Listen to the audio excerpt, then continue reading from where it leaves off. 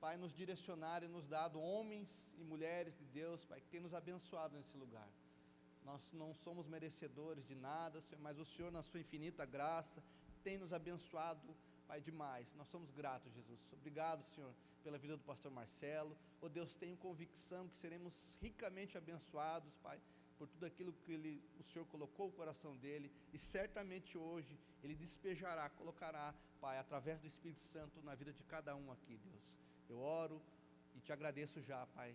Muito obrigado, Jesus. Em nome de Jesus oramos. Amém. Estou muito feliz de estar aqui, me sinto em casa nessa igreja, estou em casa nessa igreja, e eu espero que o Senhor nos abençoe muito essa noite. Abra sua Bíblia no livro de Salmos, nos Salmos, e deixa aberto no Salmo de número 90. Salmo de número 90. A gente está começando o ano, e eu quero falar sobre uma resolução para esse ano de 2024, de tantas coisas que a gente precisa para começar um ano, dieta, projeção de ler alguns livros, dormir cedo, acordar cedo, enfim, tantos planos que a gente faz para o ano. Eu quero que você faça uma resolução comigo para esse ano de 2024, amém?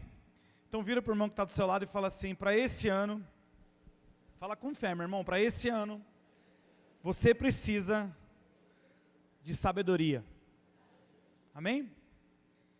E eu quero falar sobre isso, sabedoria.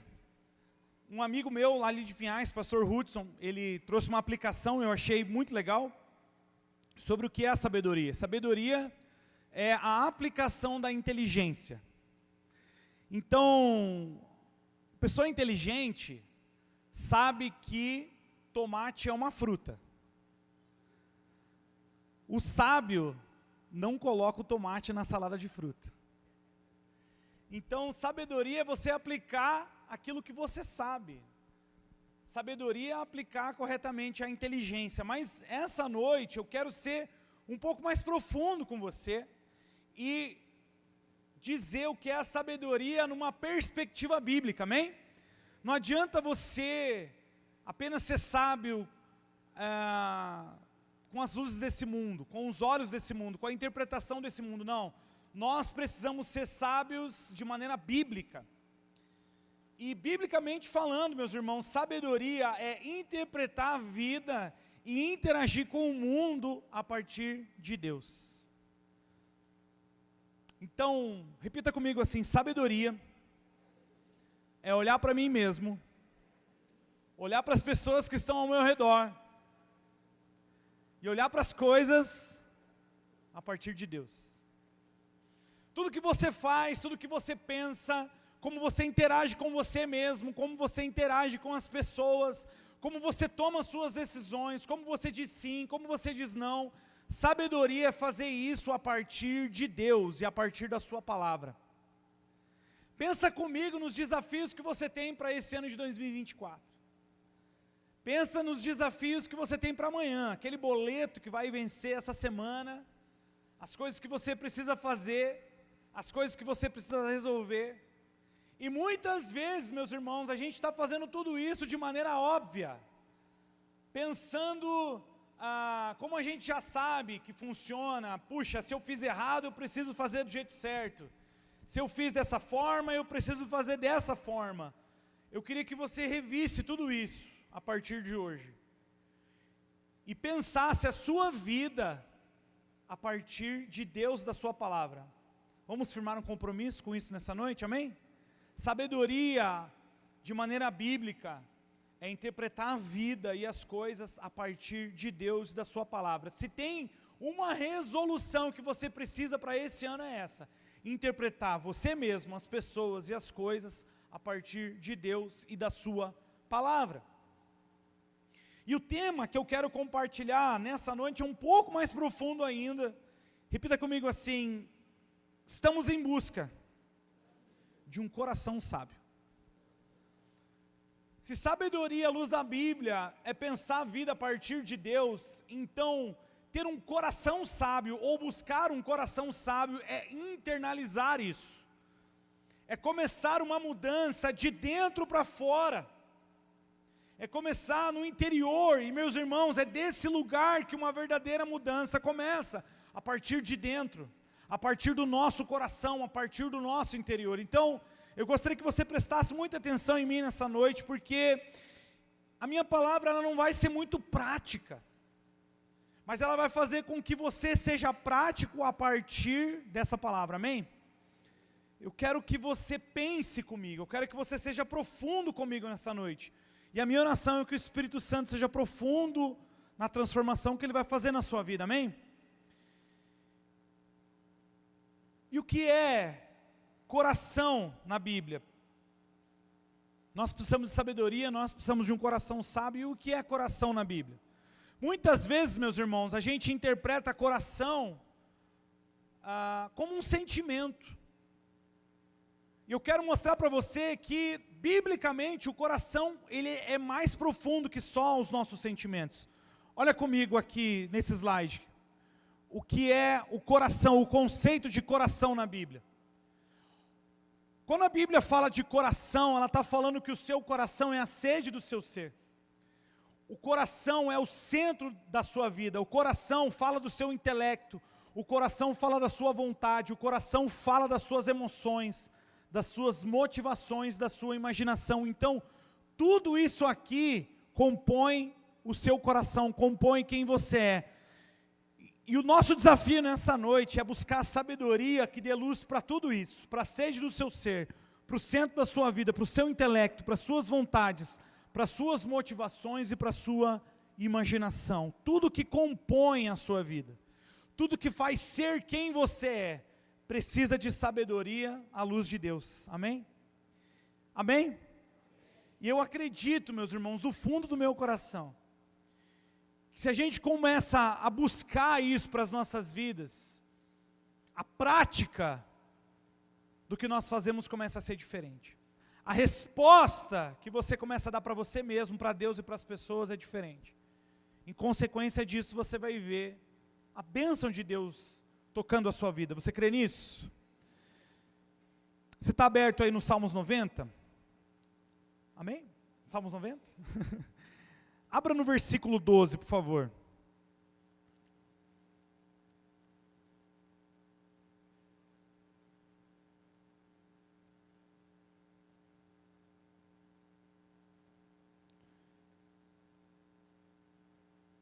Esse salmo, esse versículo foi a minha resolução para o ano de 2023. E eu gosto muito desse salmo e desse versículo. E olha o que diz o versículo 12. Ensina-nos a contar os nossos dias, para que o nosso coração alcance sabedoria.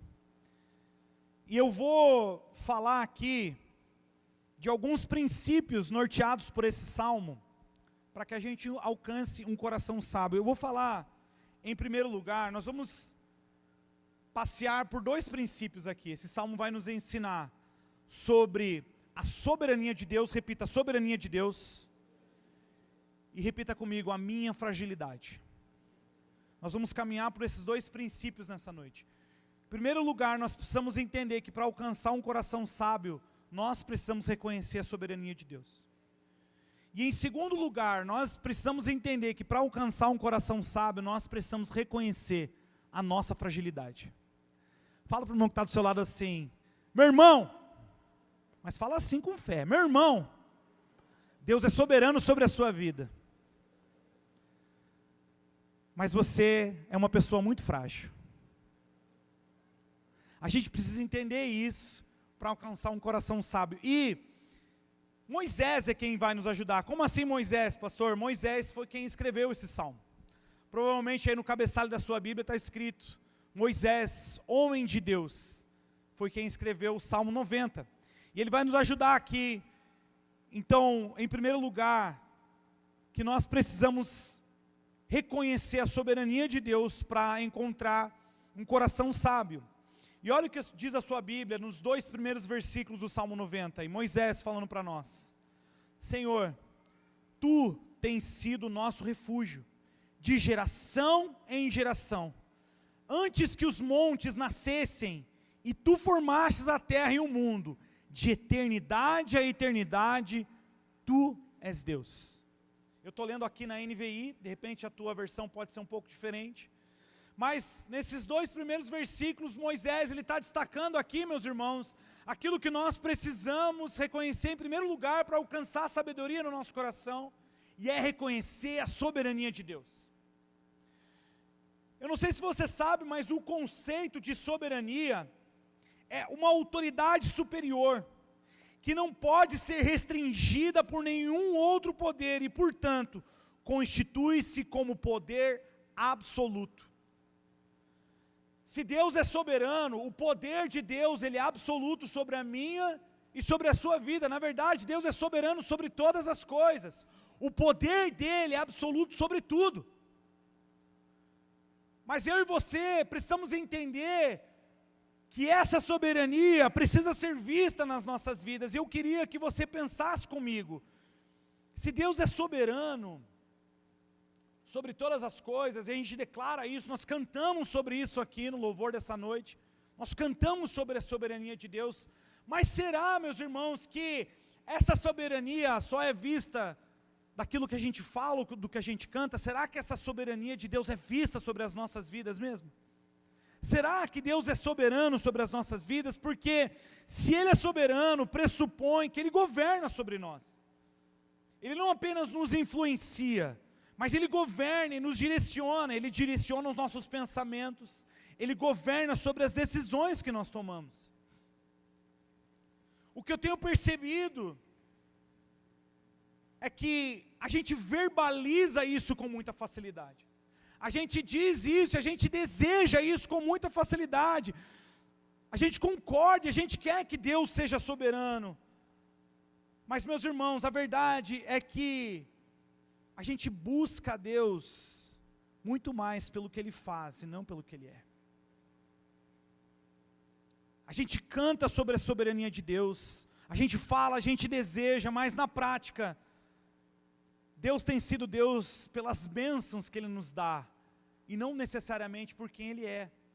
Ou seja, nós buscamos ser soberanos sobre as nossas vidas, e a gente busca que Deus abençoe isso. A verdade, no íntimo do ser humano, é que a gente está buscando a Deus para que Ele abençoe os nossos planos, os nossos projetos. Nós queremos ter o governo das nossas vidas e pedimos para que Deus abençoe aquilo que a gente tem feito e decidido. Mas a gente precisa inverter esse processo. A gente vive como quer e pede para que Deus abençoe os nossos planos, mas a gente precisa inverter esse processo. O profeta Obadias tem um único capítulo, versículo 3 do único capítulo de Obadias vai dizer que a arrogância do seu coração o tem enganado. Você que vive nas cavidades das rochas e constrói sua morada no alto dos montes, que diz a você mesmo, quem pode me derrubar? Essa tem sido a realidade de muitos de nós, meus irmãos. O orgulho, a arrogância, ela tem imperado sobre as nossas vidas, e tem nos impedido de perceber a soberania de Deus com algo prático nas nossas vidas. E Moisés, ele começa o salmo reconhecendo, destacando a sabedoria, mas meus irmãos, Moisés, ele aprendeu sobre a soberania de Deus a duras penas. E muitas vezes é assim que a gente aprende soberania de Deus também, sobre duras penas. Eu quero te mostrar isso. Vá comigo para Números, capítulo 14, versículo 34, a gente vai projetar aqui também. Mas a gente vai entender qual foi o contexto que Moisés escreveu o Salmo 90. Olha o que diz Números 14, 34. Durante 40 anos vocês sofrerão a consequência dos seus pecados e experimentarão a minha rejeição. É isso Deus falando através de Moisés. Cada ano corresponderá a cada um dos 40 dias em que vocês observaram a terra. Eu quero trazer vocês para o contexto aqui. Deus havia libertado o povo de Israel de maneira milagrosa, você sabe a história. Deus liberta Israel das mãos do Egito e promete para Israel a terra de Canaã, a terra que emana leite e mel. E durante 40 dias o povo peregrinou sobre o deserto, sendo abençoado com uma coluna de fogo, sendo abençoado com uma nuvem que protegia eles durante a noite, durante o dia, a nuvem durante o dia e a coluna de fogo durante a noite. Eles experimentaram dos milagres de Deus, e Deus mostrando para eles: olha, eu vou levar vocês a um lugar, a uma terra que emana leite e mel, vocês vão dominar, aquela terra vai ser a terra de vocês, a partir disso vocês serão o meu povo, e eu serei o seu Deus, vocês vão mostrar ao mundo quem é Deus. Deus estava confiando esse lugar ao povo, e Ele manda Josué e Calebe, e mais 10 espias, você sabe a história. Ele manda esses homens até Canaã, para que eles espiem a terra, para que eles digam como é essa terra e revelem ao povo. Então, 10 daqueles 12 espias, eles dizem para o povo: meu Deus, a gente está morto, porque aquela terra tem muitos gigantes, o povo daquela terra vai nos consumir. Mas Josué e Calebe, eles dizem o contrário, eles falam: não, nós vamos conquistar aquela terra. Mas o povo diz que não, o povo tem medo, e o povo descarta a soberania de Deus. E por ter feito isso, aqueles 40 dias se tornaram 40 anos, por causa do pecado daquele povo diante de Deus. Então não seriam mais 40 dias que o povo peregrinaria no deserto, mas seriam 40 anos, porque Deus instituiu que toda aquela geração incrédula, a não ser Josué e Calebe, entrariam na terra prometida. Foi nesse contexto, meus irmãos, ao saber essa notícia maravilhosa, né, que Moisés escreveu o Salmo 90. Sabendo que pelo pecado do povo, pela arrogância do povo, eles não entrariam na terra de Canaã. Nos versículos 1 e 2 de Números 14, a Bíblia nos relata isso. Naquela noite, toda a comunidade começou a chorar em alta voz. Todos os israelitas queixaram-se contra Moisés e contra Arão, e toda a comunidade lhes disse: quem dera tivéssemos morrido no Egito ou no deserto. A realidade desse povo, meus irmãos, era de incredulidade, de desobediência, de idolatria, de orgulho, expressando que eles não estavam vivendo de acordo com a soberania de Deus, e por isso, vivendo fora dos projetos e dos planos de Deus. E a realidade de Israel, meus irmãos, relata muito a nossa realidade. Por não reconhecermos a soberania de Deus em todas as áreas das nossas vidas, nós não vamos viver a totalidade das suas promessas. Eu preciso que você guarde isso no seu coração essa noite. Se Deus não é soberano sobre todas as áreas da sua vida, você não vive a totalidade das promessas que Ele tem sobre a sua vida.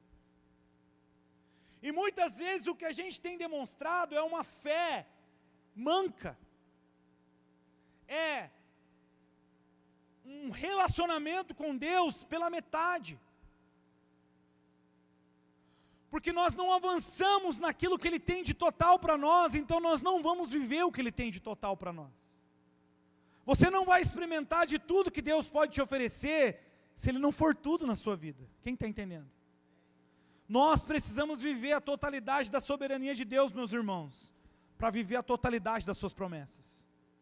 Você deseja que todas as promessas de Deus se cumpram na sua vida nesse ano? Sim ou não? Deseje que a soberania de Deus governe todas as áreas da sua vida também. Isso precisa ser uma resolução para esse ano. Sabe o que Israel nos ensina? Israel nos ensina que naturalmente nós não escolhemos viver sobre a soberania de Deus. É natural para o ser humano reclamar. É natural para nós viver pelo nosso orgulho. É natural para nós viver pela nossa arrogância.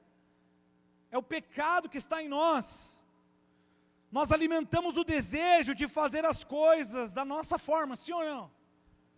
Conforme a gente vai crescendo em maturidade, conforme a gente vai aprendendo a viver, e muitas vezes a gente aprende através da dor, muitas vezes a gente aprende através do abandono, muitas vezes a gente aprende através da mágoa, muitas vezes a gente aprende através da indiferença, principalmente se a gente pensar na nossa família de origem, principalmente se a gente pensar nas dificuldades que a vida nos traz.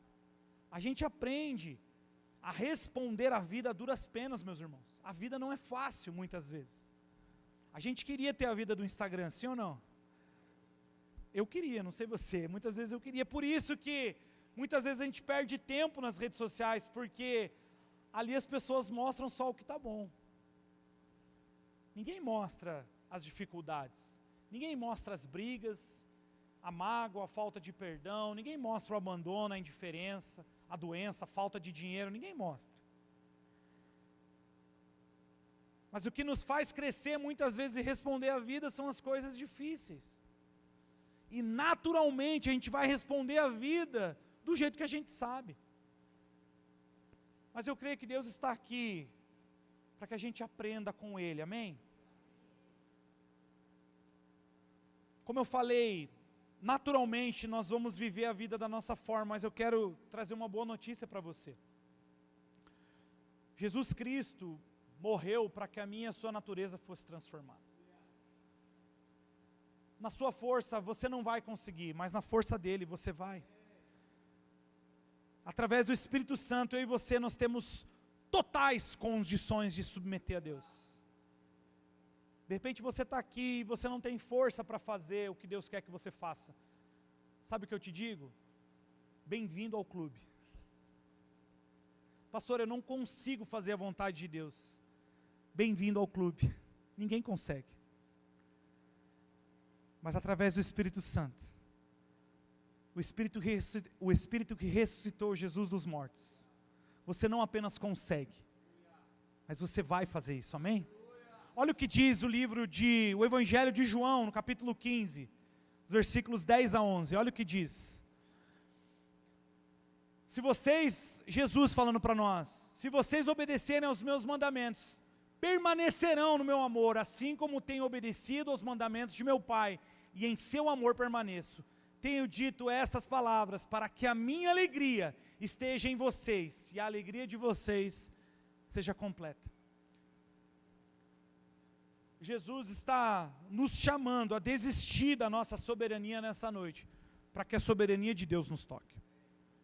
E se nós permanecermos naquilo que Ele fez para as nossas vidas, nós vamos ter totais condições de viver a vida que Ele propõe para nós. Eu quero dizer para você, meu irmão, a vida de Deus, a vida que Deus propõe, não é um conselho.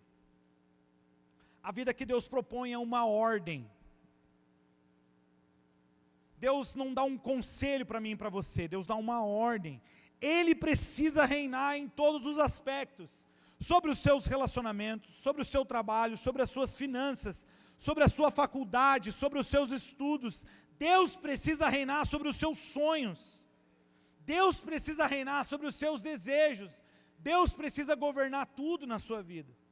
A soberania de Deus é um lugar de amor e de alegria. A soberania de Deus é um lugar de realização completa. Se tem uma coisa que eu tenho buscado nesses últimos anos, à luz da palavra de Deus, é completude. É me sentir bem, é me sentir satisfeito, mas sabe, meus irmãos, o que eu tenho percebido, quanto mais eu avanço para esse lugar, mais o mundo me engana, porque o ser humano precisa de algo prático, nós precisamos de uma sensação, sim ou não? Eu preciso sentir, eu preciso tocar, eu preciso controlar. Eu não sei se você é como eu, mas isso é muito latente para mim, meus irmãos. Meu pensamento tem que funcionar, eu preciso controlar, eu preciso organizar. Mas parece que a vida com Deus é o contrário. Porque bem-aventurado é aquele que crê sem ver. Bem-aventurado é aquele que pisa no mar sem ver o chão. Jesus nos faz esse convite, sim ou não? Ele fala: você quer andar sobre as águas? Então venha. Você não vê o que está acontecendo, ou Ele vai abrir o mar, ou Ele vai fazer com que a gente caminhe sobre as águas, amém? Mas a gente precisa ir, sem ver, sem entender e sem sentir. Mas eu quero dizer para você, meus irmãos, se a soberania de Deus for uma realidade na sua vida, então esse lugar de completude vai ser uma realidade na sua vida.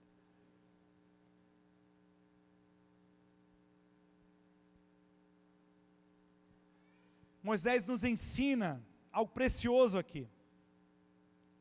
Preste atenção nisso. Moisés foi corrigido por Deus. É por isso que ele escreve aqueles 2 primeiros versículos daquela forma, porque ele estava sendo corrigido por Deus. Ele reconhece a sua soberania, e olha o que ele diz: de geração em geração, tu tens sido nosso refúgio. Refúgio quer dizer morada, quer dizer habitação. Moisés e os seus conterrâneos, eles eram nômades, eles não tinham casa, eles viviam em tendas, literalmente. Eles eram peregrinos, eles não tinham lugar fixo para morar. Eles não tinham CEP, eles não pagavam IPTU. Se a nuvem se movia, eles tinham que ir, eles tinham que levantar acampamento e ir, eles não tinham lugar para eles. E meus irmãos, isso é muito didático, sabe por quê? Porque eu já falei isso aqui, eu vou repetir, o Antigo Testamento é só uma sombra do que haveria de se cumprir no Novo. Isso é um ensino para nós. Essa é a característica do povo de Deus. Eu e você somos peregrinos nessa terra. Nós não devemos fixar as nossas vidas aqui, porque nós devemos fixar nossas vidas no reino de Deus, amém? Amém, meus irmãos? Então Moisés está nos ensinando aqui que nós não vamos encontrar nesse mundo o nosso lugar. Nós não devemos encontrar nesse mundo satisfação, porque esse mundo não pode trazer satisfação para nós. Enquanto estamos aqui vivendo uma vida com Deus, nós temos que ter um incômodo santo. Se nós não estivermos com esse incômodo santo, alguma coisa está errada. Enquanto o pessoal do louvor estava cantando uma canção aqui, vocês cantaram muito sobre isso, né? Sobre o desejo de ver o noivo, o desejo de que o noivo venha. Eu estava orando ali, Deus, é isso. Eu preciso estar inconformado com essa vida, porque essa inconformidade é que me faz desejar que o seu reino venha sobre mim. E é isso que Moisés está dizendo aqui: olha, eu não me conformo com essa vida aqui, porque eu quero a tua vida, eu quero o teu reino estabelecido sobre mim. Moisés está nos ensinando aqui sobre valores, meus irmãos.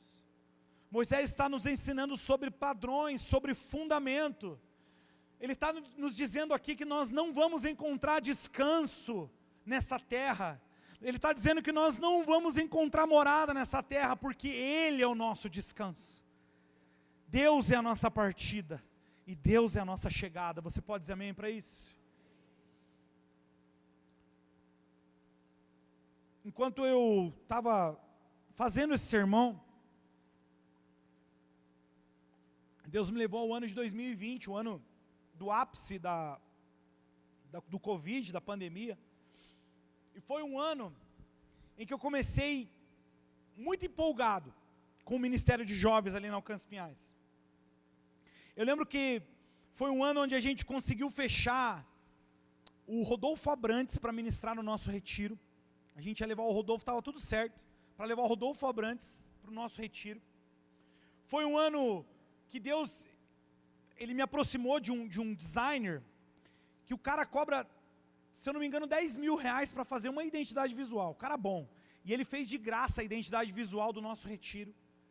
Estava tudo sendo maravilhoso, gente, ia ser o ano dos jovens ali na Alcance Pinhais, eu estava muito feliz com aquilo, obviamente, e de repente, e foi o ano que nasceu o Benício, meu primeiro filho também, eu estava muito feliz, estava tudo dando certo, e de repente veio a pandemia. E a pandemia fez acabar com tudo, né? Fechou a igreja, eu não pude mais fazer retiro, a minha identidade visual bugou, porque não ia servir para o outro mais. Enfim, acabou tudo que eu tinha feito. E no meu íntimo eu estava dizendo, não, Deus é soberano, Ele sabe de tudo, não tem problema. E eu lembro que eu peguei Covid, no ápice, eu e a minha esposa, o Benício, com 2 meses de idade, a gente pegou Covid, ficou todo mundo em casa, 15 dias fechado. E eu fiquei muito triste, eu não conseguia orar, eu estava muito frustrado. E Deus me levou ao porquê dessa frustração, não era só por causa do Covid. Eu fiquei frustrado porque os meus planos não iam dar certo. Eu fiquei muito frustrado porque a maneira como eu tinha planejado o ano da Alcance Jovem de Pinhais não ia ter dado certo. E Deus me levou a esse lugar de entender que Ele não estava sendo soberano sobre a minha vida. Na verdade, era eu que estava sendo soberano e usando Deus para abençoar os meus planos e os meus projetos. Quem nunca fez isso aqui? Em nome de Jesus, eu vou fazer esse ano dar certo. Em nome de Jesus, e a gente coloca o nome de Jesus ainda. Eu vou fazer isso, isso, isso e isso, eu vou fazer esse outro, eu vou fazer esse curso, eu vou para esse lugar, meu dinheiro aqui, essa viagem, em nome de Jesus. E a gente não pergunta nem se Deus queria que as coisas fossem daquele jeito. Deus me corrigiu naquela pandemia. Eu nunca mais consegui trazer o Rodolfo, porque é difícil fechar a agenda com esse cara. Mas eu não me importo mais, desde que as coisas aconteçam do jeito que Deus quer, amém? Meus irmãos, a gente precisa ter essa resolução. E eu queria que você pensasse comigo, quais áreas da sua vida expressam que você não está caminhando debaixo da soberania de Deus? Onde e como o orgulho tem falado mais alto na sua vida? Pense nisso, meus irmãos. Porque nós precisamos trocar esse lugar pela soberania de Deus, amém? E nós vamos encontrar um coração sábio quando a gente reconhecer a soberania de Deus como a nossa habitação. Você pode dizer amém para isso? Então, se em primeiro lugar a gente encontra um coração sábio na soberania de Deus, em segundo lugar, nós vamos encontrar um coração sábio reconhecendo a nossa fragilidade. Nós reconhecemos a soberania de Deus, nós precisamos reconhecer como nós somos frágeis. Vamos ler comigo, dos versículos 3 ao versículo 11 do Salmos 90. Se você estiver com a sua Bíblia aí, ou me acompanhe no telão. Versículo 3. Tu reduzes o homem ao pó e dizes, tornai filho dos homens, pois 1000 anos aos teus olhos são como o dia de ontem que se foi, e como a vigília da noite. Tu os arrastas na torrente, são como um sono, como a relva que floresce de madrugada viceja e floresce, à tarde murcha e seca, pois somos consumidos pela tua ira e pelo teu furor, conturbados. Diante de ti puseste as nossas iniquidades, e sob a luz do teu rosto, os nossos pecados ocultos. Pois todos os dias se passam na tua ira, acabam-se os nossos anos, como um breve pensamento. Os dias da nossa vida sobem a 70 anos, ou havendo vigor a 80. Neste caso, o melhor deles é canseira e enfado, porque tudo passa rapidamente, nós voamos. Quem conhece o poder da tua ira e a tua cólera, segundo o temor que te é devido? Moisés falando sobre a fragilidade do homem diante de Deus, aqui ele está reconhecendo isso. E eu quero ilustrar isso com uma personalidade. Quem lembra quem faleceu no dia 29 de dezembro de 2022? Meu Deus, pastor, eu sou muito específico agora. Os amantes de futebol aí vão lembrar. Você viu no Google, né? Pelé, gente. Pelé morreu com 82 anos, no dia 29 de dezembro de 2022. Você vê aqui que ninguém lembrou, né? Ninguém sabia que dia que ele tinha morrido. Mas se você lembrar da vida do Pelé, se a gente começar a lembrar, puxar um Google aí, cara, o Pelé foi o cara. Sabia que o Pelé parou uma guerra? O dia que o Santos foi jogar num país da África, o Santos foi convidado, Santos de Pelé, né? Não o Santos de hoje, pelo amor de Deus, né? Mas o Santos de Pelé foi convidado para jogar na África. Estava tendo uma guerra civil, meus irmãos, uma guerra. Sabe o que eles fizeram? Eles falam, gente, espera aí, um ligou para o outro lá, time A e time B, né? Falou, os caras se matando, gente. Gente, espera aí, ó, Pelé tá vindo jogar aqui, mano. Vamos parar essa guerra para a gente ver o jogo? Os caras pararam a guerra para ver o Pelé jogar. Santos veio, jogou e os caras se mataram depois de novo. Se você buscar o que o Pelé fez no futebol, ele inventou posições. Ele é disparado o melhor jogador de todos os tempos. Vai ser difícil alguém fazer o que ele fez. Mas ele morreu. Tanto que ninguém lembra o dia que ele morreu aqui. Pelé foi o que foi, mas ele se foi. E qualquer ser humano, meus irmãos, pode fazer o que fizer, conquistar o que conquistar, do pó veio e do pó vai voltar. E ao pó vai voltar. Nós podemos conquistar o que for nessa terra. Podemos viver, 80, 90 anos de uma forma muito boa. Eu quero chegar aos 100. Eu quero ver os filhos dos meus filhos dos meus filhos. Mas mesmo assim, o que é 100 anos para a eternidade? Só para pensar nisso? Quantas milhares de pessoas morrem? Só hoje, milhares e milhares de pessoas morreram. A única lembrança que nós vamos ter é um jazigo no cemitério, se pensarmos na vida enquanto aqui. Meu Deus, pastor, por que você está falando isso? Porque o ser humano é frágil. E nós precisamos pensar a vida a partir da nossa fragilidade. Porque a nossa vida, 80, 100 anos no máximo, é um preparo para a eternidade. Você parou para pensar nisso? Como vai ser a sua eternidade? Pastor Milton, nesse calor lá no Alcance Pinhais, ele brinca, né? Ele fala assim, meu Deus, irmão, que calor que está, sim ou não? Está calor, né? E aí ele fala assim, imagina no inferno. Fala, Deus o livre. Mas eu queria que você começasse a parar para pensar agora na fragilidade da sua vida. Se você vai viver 80, 100 anos no máximo, como vai ser a sua eternidade? Eu estava lendo uma matéria sobre gerascofobia. Você sabe o que é gerascofobia? Medo de envelhecer. Diagnosticado na nossa geração. Medo de envelhecer. Que está crescendo sobre pessoas de até 30 anos. É um medo irracional, causando extrema ansiedade, afetando o bem-estar e ainda gerando maior risco de depressão e estresse. As pessoas com esse transtorno ficam horrorizadas com possíveis mudanças que poderão acontecer com o passar dos anos. Essa é a realidade da nossa geração, que tem medo da morte, que tem medo de envelhecer. Mas a segunda parte do Salmo é exatamente isso que Moisés reconhece, como o ser humano é frágil diante de um Deus tão grande. E meus irmãos, nós precisamos pensar a vida dessa forma. É bênção pensar a vida dessa forma. Eclesiastes, capítulo 7, versículo 2, diz assim, ó: é melhor ir numa casa onde há luto, do que uma casa em festa, pois a morte é o destino de todos. Os vivos devem levar isso a sério. É muito forte isso. Nós precisamos pensar a nossa vida a partir da nossa fragilidade. Por mais traumática e difícil que a morte seja, ela nos faz pensar como nós estamos vivendo a nossa vida e onde nós vamos passar a nossa eternidade. Se nós não estivermos gastando a nossa vida para Deus, pensa como vai ser a nossa eternidade. Porque nós temos condição de pensar dessa forma. A gente tem visto o mundo achando que só tem essa vida para viver, e de fato tem.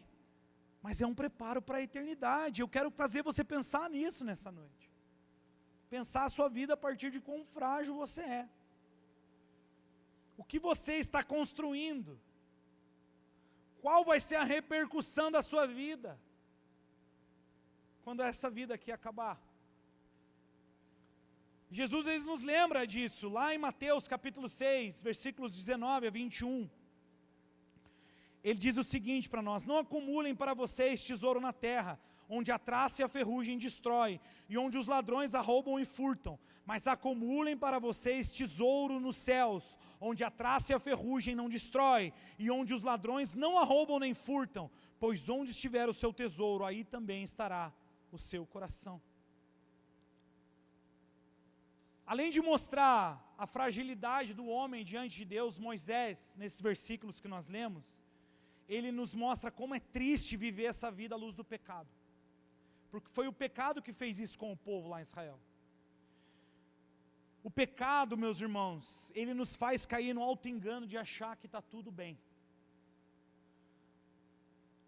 O pecado, ele esconde os nossos erros. E isso vai nos trazer muitos problemas.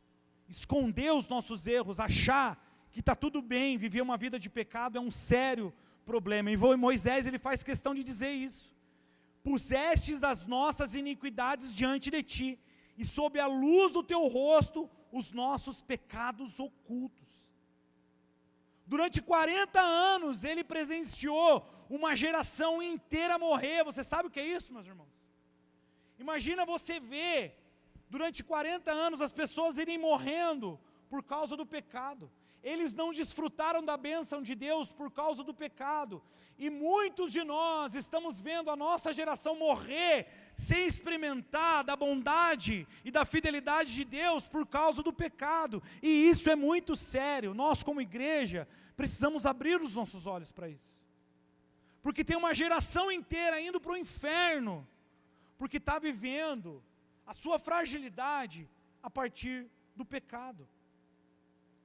Divórcio, aborto, homossexualismo, corrupção, traição, cobiça, inveja e uma série de condutas pecaminosas à luz da palavra de Deus, e tudo isso será cobrado diante dele no grande dia. E a gente acha, ou pelo menos vira os olhos para isso, e tem muita gente dizendo que Deus é amor, que Deus é gracioso, e que isso não será levado em conta. Muito pelo contrário, meus irmãos.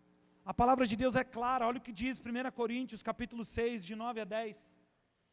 1 Coríntios 6, de 9 a 10. Vocês não sabem que os perversos não herdarão o reino de Deus? Não se deixem enganar, nem imorais, nem idólatras, nem adúlteros, nem homossexuais, nem ladrões, nem avarentos, nem alcoólatras, nem caluniadores, nem trapaceiros herdarão o reino de Deus. Nós precisamos repensar a nossa vida a partir da nossa fragilidade e entender que viver pelo pecado nos trará consequências ruins.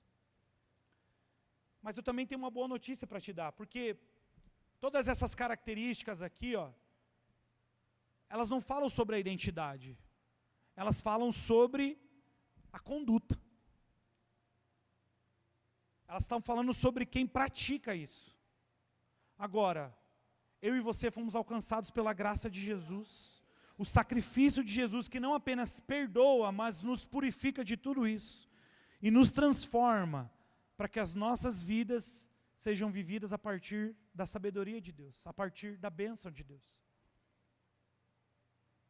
Não se sinta ofendido, se de repente você está vivendo numa conduta de um desses pecados, não. Não se sinta ofendido, se sinta corrigido por Deus, porque se você está aqui, é porque Deus ama você e quer transformar a sua vida. Amém? Amém, irmãos? Nós precisamos entender que isso é muito sério, e Deus quer nos corrigir, porque Ele nos ama. Eu estava lembrando de uma trend no Instagram, que era que você postasse uma foto de 10 anos atrás, como que era 10 anos atrás e como você está hoje. Eu não postei nenhuma porque eu sou o mesmo. 10 anos atrás eu estava aqui com esse shape, e eu estava bem, em nome de Jesus, glória, eu estava bem porque eu tinha me convertido há pouco tempo. Se você não sabe, eu estou há 13 anos faz que eu voltei para os caminhos do Senhor, mas eu tinha me desviado feio. E se eu tivesse lembranças de 20 anos atrás, eu não ia querer ver no Instagram. E eu quero que você se lembre, como que você estava 10 anos atrás? Como que você estava 20 anos atrás? É triste, né, ter lembranças de 20 anos atrás. 30 anos atrás. Como que você estava? Mas eu olhei para trás e eu agradecia. 10 anos atrás eu agradecia a Deus. Deus, obrigado, porque há 10 anos o Senhor tem me feito uma pessoa cada vez melhor. E os próximos 10 anos, em nome de Jesus, a graça de Deus vai me fazer uma pessoa ainda melhor. Eu quero profetizar isso na sua vida.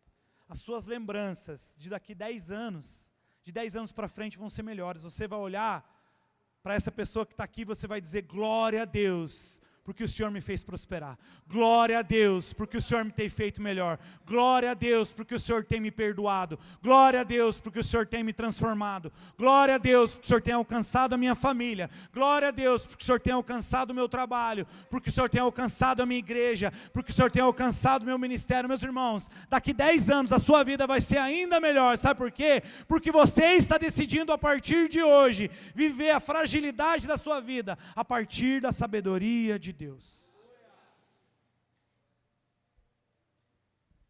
É isso que Deus tem para mim e para você. Correção, para que daqui para frente as coisas sejam melhores. correção, para que daqui para frente as coisas sejam melhores. Como serão as suas lembranças daqui a 10 anos?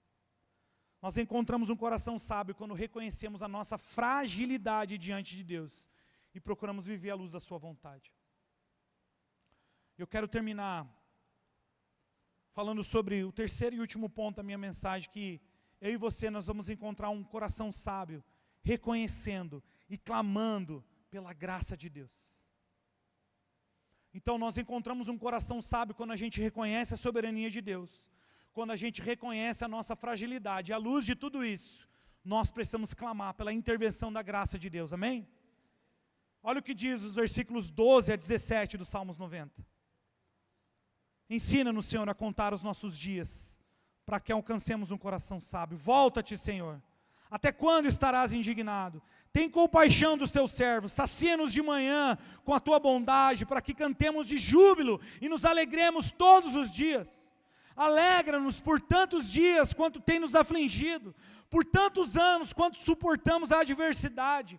Aos teus servos apareçam as tuas obras, e aos seus filhos a tua glória. Seja sobre nós a graça do Senhor, nosso Deus. Confirma sobre nós as obras de suas mãos. Sim, confirma a obra das suas mãos.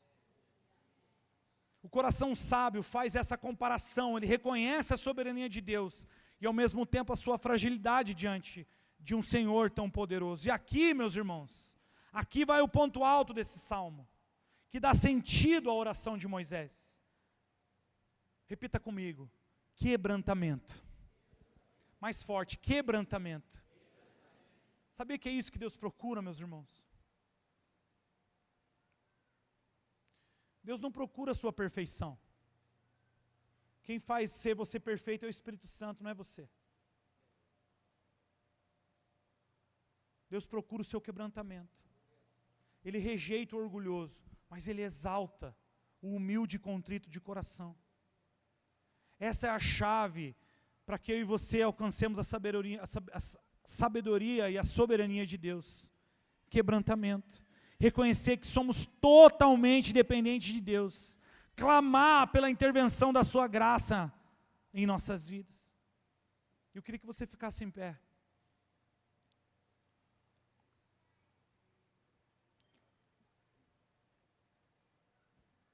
Quatro coisas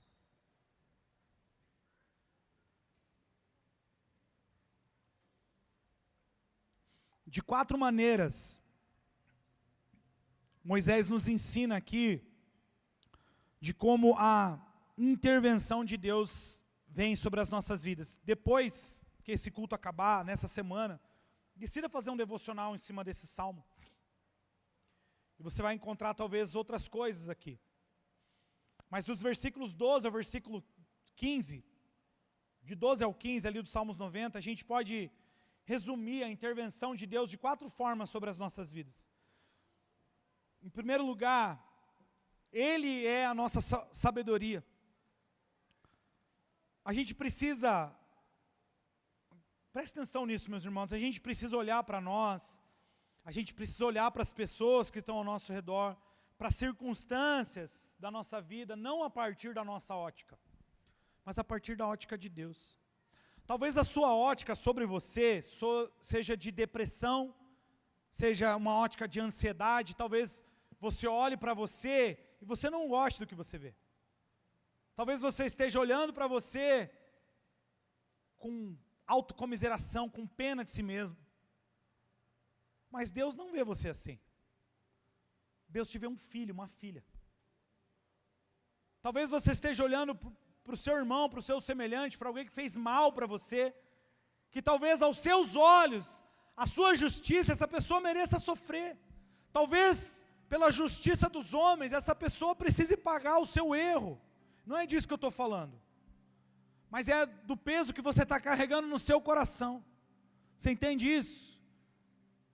A sabedoria de Deus faz você perdoar. A sabedoria de Deus faz você olhar para o seu semelhante, mesmo que ele esteja cometendo algo errado contra você, porque você está cheio de Deus, você olha para essa pessoa e você fala, ela precisa dele tanto quanto eu preciso. A circunstância da sua vida talvez esteja sendo uma circunstância difícil, mas a sabedoria de Deus diz para você olhar para essa circunstância com fé, porque Ele é a nossa sabedoria. O versículo 13 vai dizer que Ele é o nosso perdão. Todos os nossos problemas, eu vou repetir, todos os nossos problemas precisam ser resolvidos primeiramente na vertical, meus irmãos. Todos os seus problemas, problemas que você tem com você, ou com as pessoas, ou com as coisas, você precisa primeiro resolver com Deus. E deixa eu te falar, Ele tem perdão disponível para você. Não importa o que você fez, o único pecado não perdoado é o pecado não confessado. Talvez você está aqui e você pense, não tem jeito mais para mim, pastor. Você não sabe o que eu fiz. Não, eu nem sei, mas Deus sabe. E se você está aqui é porque tem perdão disponível para você. É porque tem graça disponível e sempre vai ter. Sempre vai haver graça disponível para mudar a sua vida. Você pode dizer amém para isso? Ele é o seu perdão. Em terceiro lugar, versículo 14 diz que Ele é a nossa estabilidade. Você não precisa de mais um método. Você não precisa de mais um jeito. Você não precisa de mais um conselho para alcançar satisfação, prazer e equilíbrio para a sua vida. Não, você precisa de Deus. Ele é a nossa estabilidade. Em último lugar, o versículo 15 diz que Ele é a nossa renovação. Nós precisamos ser renovados de maneira sobrenatural, porque a nossa alegria não vem das coisas terrenas. A paz que nós precisamos não vem daquilo que nós podemos produzir, meus irmãos. A paz que nós precisamos não vem do fim de uma guerra. A alegria não vem se você tem o seu salário aumentado, se você recebe uma oferta. Isso pode te alegrar momentaneamente, mas a verdadeira alegria vem de algo que você e nem ninguém produz. Vem de Deus. E se ninguém produz, se o homem não produz, então ninguém pode tirar de você. Você pode estar vivendo o seu pior momento. Você pode estar aos seus olhos, aos olhos dos homens, vivendo o seu pior momento. Mas talvez, aos olhos de Deus, essa seja a oportunidade para você encontrar o que mais você precisa. Deus está nos convidando essa noite para abandonar todas as resoluções possíveis para esse ano, para fazer uma só resolução e a partir dela fazer as outras. Buscar a sabedoria de Deus, buscar um coração sábio, que é reconhecer a nossa fragilidade, reconhecer a soberania dEle e clamar pela intervenção da sua graça. Feche seus olhos. Espírito Santo, passeie em nosso meio, nos convencendo, abrindo os nossos olhos espirituais. Isso não é sobre o que você está sentindo, isso não é sobre o que você está pensando, isso é sobre você dar vazão ao Espírito Santo de Deus. E você não precisa de um arrepio para isso, meus irmãos. Você só precisa ser convencido, e Ele está aqui para te convencer, Ele está aqui para te tocar, Ele está aqui para transformar a sua vida. Eu queria orar com você nessa noite. Se você puder, coloque a mão no seu coração agora. Erga a outra mão, coloque uma mão e erga a outra mão para os céus, em sinal de rendição. Você está fazendo essa oração para Deus e não para mim. Feche seus olhos. Repita assim comigo: Senhor Jesus. Repita com fé: Senhor Jesus, eu reconheço teu senhorio. Eu reconheço que você é Deus. Eu reconheço que sem você eu não sou nada. Eu reconheço que eu preciso de Ti para tudo. Por favor, Jesus, me envie o Teu Espírito para me convencer daquilo que eu preciso fazer. Envie o Teu Espírito para me convencer de que eu sou Teu filho. E porque eu sou Teu filho, eu sou herdeiro Senhor Jesus, me perdoa dos meus pecados, até aqueles pecados que eu não sabia que havia cometido, porque eu quero participar da sua vida, em nome de Jesus. Abre os seus olhos. Você pode acender a luz para mim?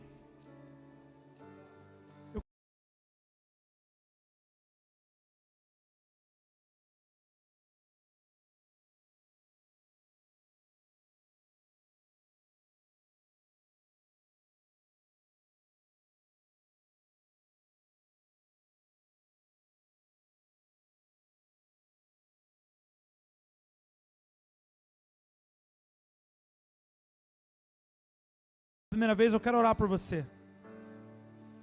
Todos já fizeram alguma vez essa oração na sua vida? Glória a Deus. Glória a Deus. Eu queria tomar a liberdade de chamar aqui na frente então aqueles que precisam de um toque do Senhor para essa semana. Você que está aqui precisa ser renovado em sabedoria, precisa ser renovado sobre a soberania de Deus na sua vida. Você que está aqui assim como eu já estou aqui, que precisa clamar pela intervenção da graça de Deus para tudo que vai viver nessa semana, sai do seu lugar, vamos orar juntos aqui. Vem aqui à frente, você que precisa da intervenção da graça do Senhor sobre os seus pensamentos, da intervenção da graça do Senhor sobre a sua família, da intervenção da graça do Senhor sobre o seu trabalho, sobre o seu ministério. Você que gostaria que os seus olhos fossem abertos para a realidade do Espírito. Eu não sei se você sabia disso, eu quero te lembrar. Eu e você precisamos que os nossos olhos sejam abertos. Não os nossos olhos físicos, os nossos olhos espirituais. Os nossos olhos espirituais precisam ser abertos por Deus, para que a gente possa contemplar a santidade dEle, possa ser tocado por Ele, amém? Sai do seu lugar, vamos orar juntos aqui. Eu creio que os pastores, posso pedir os pastores, os líderes estarem orando por essas pessoas. Vamos clamar pela intervenção de Deus. Você que precisa receber uma oração, sai do seu lugar, vamos orar juntos aqui, amém?